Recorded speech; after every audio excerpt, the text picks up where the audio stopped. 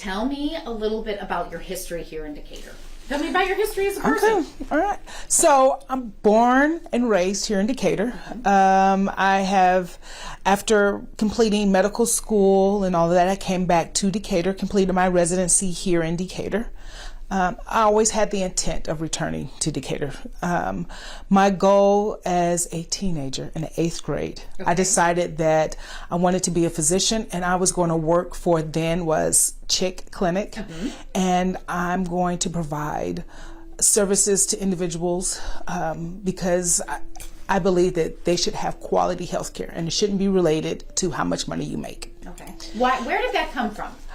Okay, so it came from a conversation I had with my grandmother. Okay. It's not a conversation we had. Okay. It came from me eavesdropping in on a conversation my grandmother was having with someone. Okay. And she was talking about if you don't have a certain income status or a certain ethnicity, you're not going to get the same quality health care as everyone else. And me being in the 8th grade at the time decided I'm going to fix that, because that should not be the standard. Everyone should get the same type of medical care no matter where they're born or how much money they have. And so for most of my professional career, I was at WICS Clinic or Crossing Healthcare. We rebranded and got a different name, and was chief medical officer there for a great deal of that time. And really got to the place where I started wanting to do something different. And that's how I decided to open up my own practice. During this time period when I've been here in the community, I've been very involved. City council for about 10 years. How was that experience as a woman? Being city council? I mean, at the time that you were on, there weren't many. No, it wasn't. It was just Julie and I when I first started on city council. And we were strategically placed right across from each other. So we will often give each other looks during city council meetings. It was a good experience. I'm not going to say that none of the individuals treated me with disrespect or it was contentious or anything like that. We had a really good city council. We worked well together. Why did you decide to run for city council? Why, as a woman in healthcare, did you decide for the city of Decatur you needed to at least try? So that goes back to my whole reason why I came back to Decatur after completing school was, again, I wanted to give back. I didn't want to be one of those individuals that always complained about things and wasn't about the solution. So for me, I wanted to see what I could do to improve our community. And I talked to my husband and we had a long conversation about it. And we were like, why not? I mean, I had just became chief medical officer of Crossing at that time. And then part of me was wondering if I really had the capacity to do it. But we made it happen. We worked together as a team and we made it happen. And 10 years later, I finally got off. And that was just because things were increasing at work and I knew I wasn't going to have the capacity to continue to do both at the same time. What are maybe a couple of the things that you can think of that when you were on council that you accomplished or helped accomplish that you're proud of for the community? One of the things that I am very proud of and to be able to see it take place now is a lot of the development that's taking place along the lakefront. That has been so rewarding to see it become more of a destination spot. And that wasn't just city council by itself. That was a collaboration, of course, with the Park District in order to make that happen. And then, of course, from the generosity from the Howard Buffett Foundation, we now can see the fruition of that vision. So that is something that I'm really, really proud of. Are you proud because it gives families something to do, even, all types of families, so it's not ridiculously expensive, all types of families at all income levels can go down to the Devon or wherever and have some family time? Correct. When we were doing the neighborhood walks when I was on city council, that was one of the things that came up, was that there wasn't enough things for young individuals to do, to participate in. And they felt like taking the bus across town or going across town was foreign. And at that time, it was surprising and it was sad that just going to somewhere in Mount Zion seemed like it was too far away for them. It wasn't attainable. So the fact that we have seen our community evolve to where that is more attainable for people in varying income status. I became a minister after I completed medical school and slowly completed training to where I am now a pastor. And the senior pastor of our church has semi-migrated south, a snowbirder. And so I have taken on more responsibilities in our ministry. And so having the opportunity to preach on just about every Sunday has been rewarding in a way different than what I do with, as far as practicing medicine.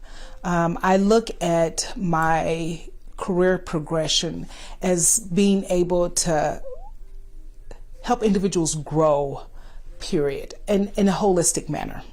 So as far as the spiritual aspect, the health, in my private practice, I also do wellness. So it's not just about your physical health. It's about your financial wellness. It's about your emotional and mental wellness. So we look at people from a holistic standpoint because one area will affect the other.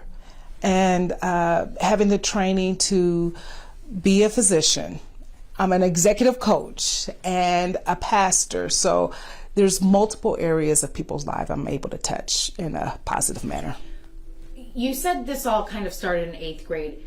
When you were in 8th grade, I don't know what year it was, but I want to know, as a young woman, as a young girl, what possessed you to think you could?